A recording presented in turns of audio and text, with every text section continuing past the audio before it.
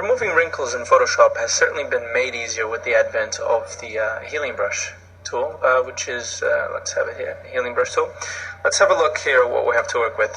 Okay, so we have obviously a photo of an elderly lady that obviously has wrinkles.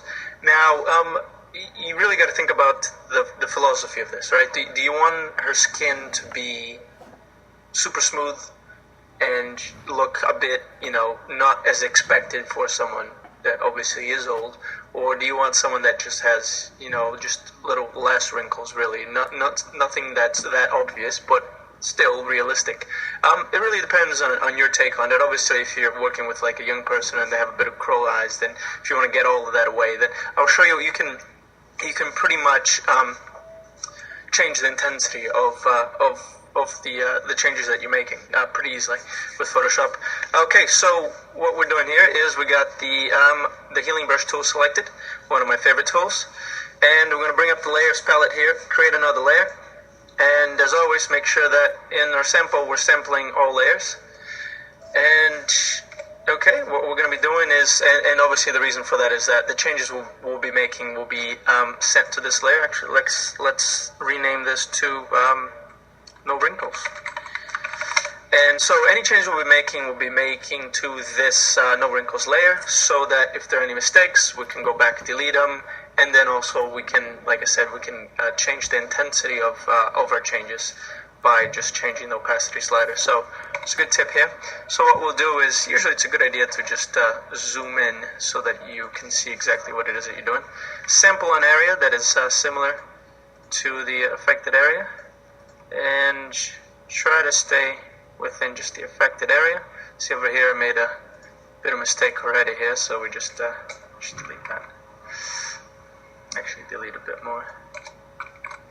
There we go, and go back and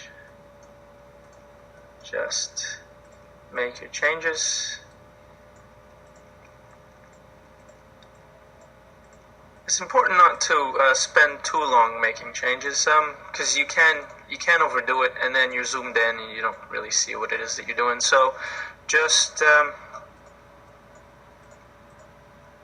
try not to be too overly analytical. Actually, let's remove this here as well. That's the great thing about this tool, is you can just take away other bits as well where you're trying to remove some wrinkles.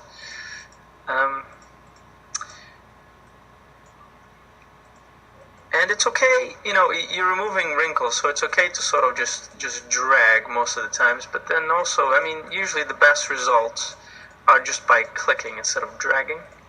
So in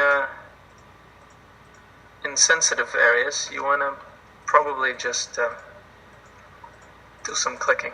Otherwise, you can see some, a streak if you're dragging.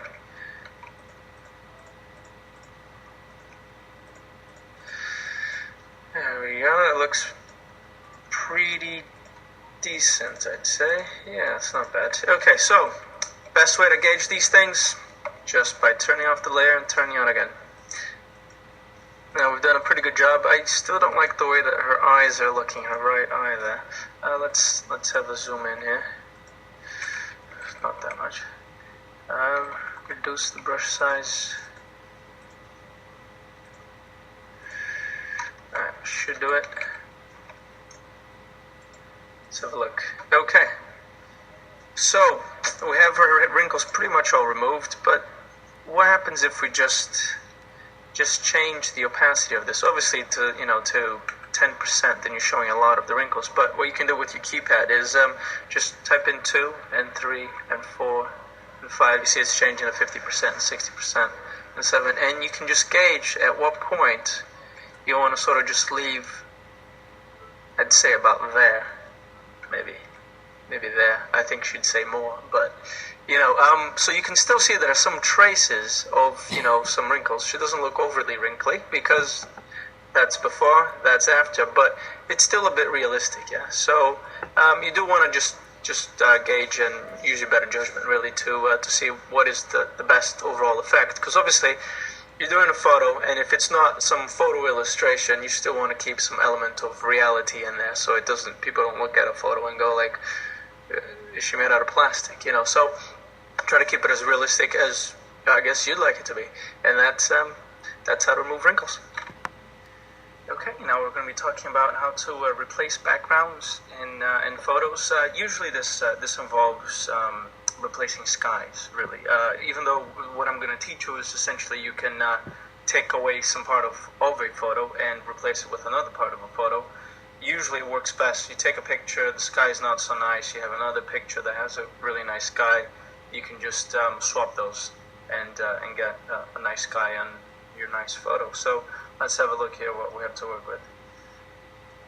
Okay, we have two photos here. I want to get the nice sky here from this photo into this one here, where the photo is nice, but the sky is just a bit bland. So first thing we need to do with the move tool is just drag that image over with the shift key, and it drags the image over and it centers it.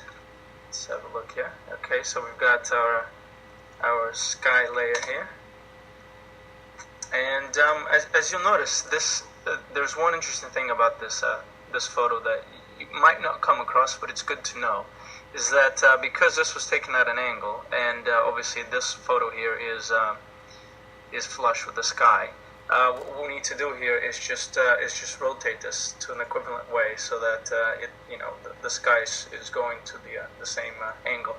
So what we need to do is, I already had this marked up here, but let's do this again. We just need to set what the angle is with the ruler, and we can see that the angle is 11.1 degrees. So then we go over to the sky layer, and we go to free transform and type in negative 11.1 degrees. And as you can see, that does follow the same way. If you want to just make sure how it looks, just go to multiply, and it's a bit easy to see that even though it's a bit curved, it's on the same angle. So the other thing we need to do now is, of course, there's just this portion of the sky here, and there's much more of the sky to fill, so we just need to make this image here a little bit bigger. So we're just gonna put this up. There we go.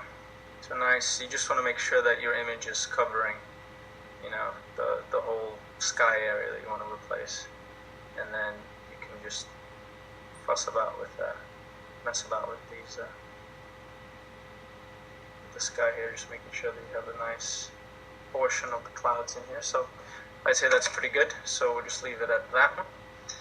And let's see what we have here. So we got the sky that we're going to replace. Now what we need to do is obviously make the selection of this boring sky here so that we can fill it in with the regular sky. So just going back to the original layer here, we're going to go with the wand tool, and we just want to shift click, and magic wand usually does a pretty good job at these quick things. There we are. We've got a nice quick selection to this, and then we want to go into the sky layer and just apply our layer mask, and there we have. The preliminary way of doing this is essentially you're almost done. Essentially, if we zoom in here, it's a bit rough on the edges here, which we could take care of. But the other thing I wanted to show you first of all is that you probably, if you're replacing skies, you probably want to take the advantage that skies tend to mix together pretty well. So if you set something like, for example, you set this to lighten, what it does is it just brings back the areas that are lighter from the sky layer and puts it onto the original photo.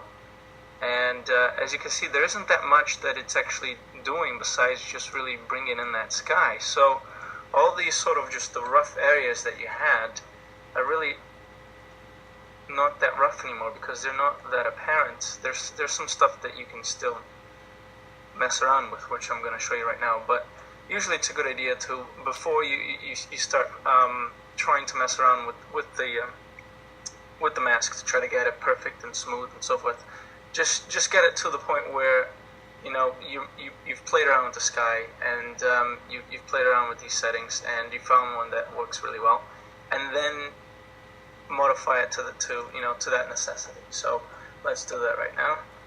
We're just going to play around with the mask here a little bit and remove a bit of that sky that was interfering, I think.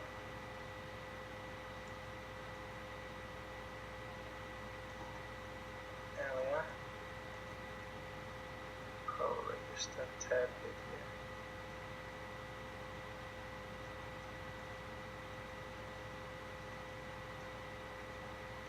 There we are. That looks pretty decent. So we've got regular sky and now sky with clouds. Selectively removing color is pretty straightforward once you know what it is that you want to do, right? Usually what it means is selectively removing color is almost like it's the same as selectively keeping a color. So if you have some photos, usually it works really well with wedding photos. You want to keep red roses and so forth. And but also if you have some pictures of someone like wearing jeans and so forth, you want to just keep the blue in the jeans and have everything else black and white. That's usually pretty good. Usually if you want to just keep one color, it usually works the best. Or if you dim everything else to just black and white, pretty much black and white, but just a hint of color, and then keeping that one color, that usually works well. What we're going to look here is just a typical wedding shot. Usually that's where this technique works the best. We're going to go to layers palette, and we're going to add hue and saturation. The reason we're doing this here and not just going to image and hue and saturation is that it affords us the ability to go back in and change anything that we like later on, and I always like that opportunity. So one thing most people forget about the hue and saturation layer is that effect is that you have here, usually people just play around with the master layer, with the master controller, and it controls everything, and people just think, well, shoot, I can't remove everything else, but or just keep one color. But you can, because you have all these other different layers here. So what we can do is just remove the yellows, the greens, cyans, the blues, magentas. If you want to check if there's anything that's being affected, for example, I would suspect there's magenta here. There's red, obviously. We can increase the saturation, just make it exaggerated, and you can see that the magenta really is just a bit of highlights and so forth, so we don't need that, so let's just keep it down. And so we have the rose there. Now, I personally find that the rose is just a bit, in the face of this being essentially black and white, it just stands out a bit too much.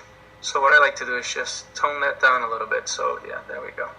And then if you want as well, is you could just make everything just bring a hint of color into this. So usually it's just playing around, but let's say -90 on all the others, for example. And if you do that, you're just going to be bringing back just a bit of the color.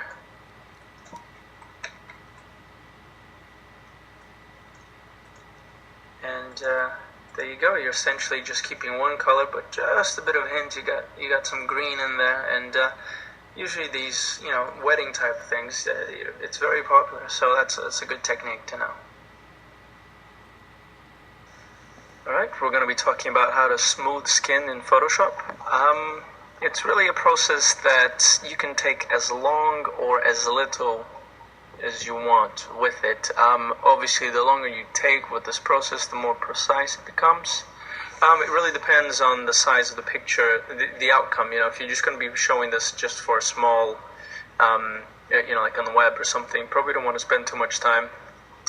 In fact, you probably just want to resize the photo to begin with. That usually smooths the skin anyways.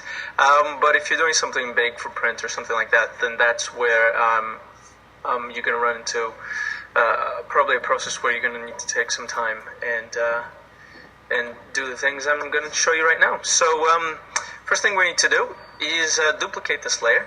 So we're going to bring up the layers palette here and just drag it to the new icon here. Alright, so we got a separate layer here that we'll call Smooth Skin.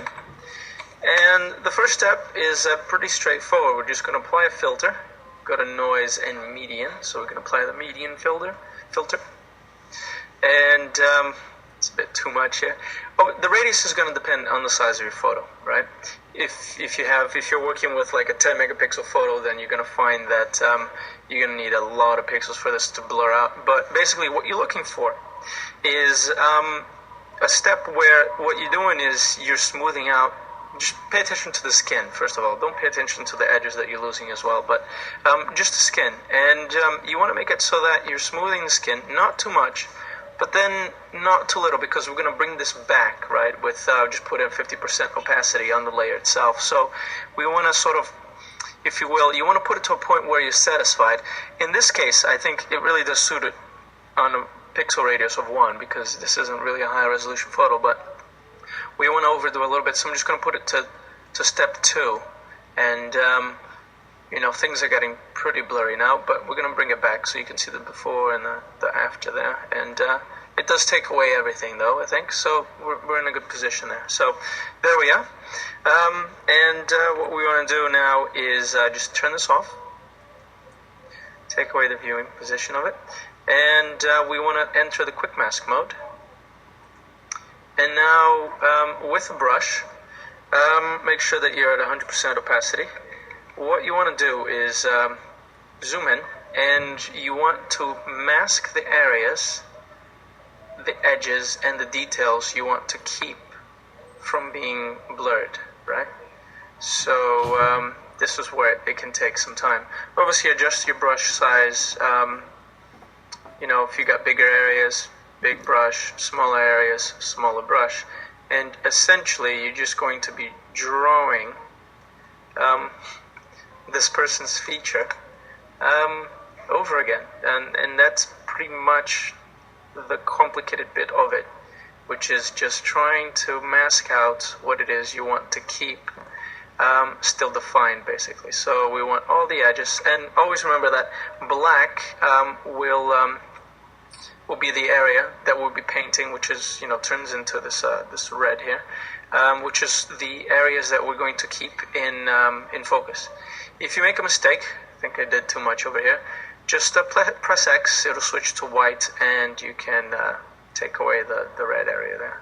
So don't worry about being terribly precise in the first go. If you make a mistake, just use a bit of white and correct that.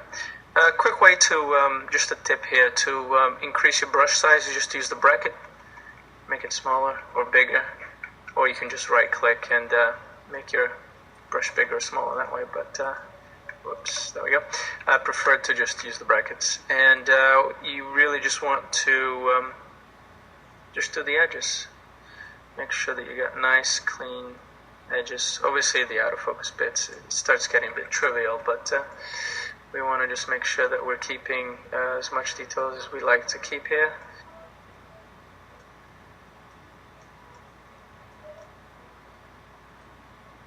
Alright, I'd say that's a pretty good attempt, first of all. If you're not complete, that's fine. We can modify these things later. It's not like you have to get a perfect selection in this mode right now. We're just trying to get the majority of the stuff out there. So this is pretty good. So we're going to get out of the quick mask tool. So we made a selection. Make sure that we're viewing the smooth skin layer again. Alright, and click the mask layer. Add a mask. Alright, so let's zoom in here and see what it is that we did. Let's turn off the mask, alright, and the layer entirely, and turn it on again. So as you can see, we've made the whole skin smoother, but then we also made the bits we want to keep. It's still pretty sharp. Zoom out here, but it's a bit too much. Remember I said just keep it to the point where you want it, and then overdo it a little bit, because what we're going to do now is just got to go back to the move tool and just press like 5, for example, to opacity to 50%. So we just brought that back 50%. Zoom in again, and if we take that out and in again, it's not that harsh of a transition between what is sharp and what isn't. Another way to, if you want to fine tune this right now, is just to use a regular brush, set your opacity to something like 20%, let's say. And just remember that white will be smoothing things, and black will be making things more in focus, sharper. And with that in mind, then you can start bringing back some stuff or putting some stuff away, like making her eyelashes not so defined, if you wanted to. Take away a bit of the crow eyes that you might have put in there. Another good way to see what it is that you've done is to alt click And then what it does is it brings the mask, and you can see what it is that you've drawn. So as you can see, this is the 20% stuff that we're working on here, and that's pretty much it. Really, you can just mess around with the photo and see to which point you'd like the skin to be smooth. Obviously, you don't have to keep this at 50%. You can make this higher. Obviously, the difference between what's sharp and what isn't is going to be greater, so ideally you want to put it at the most 50% or even less, and it just really depends on how much of the smoothing you want done to the photo, but that's pretty much it right there.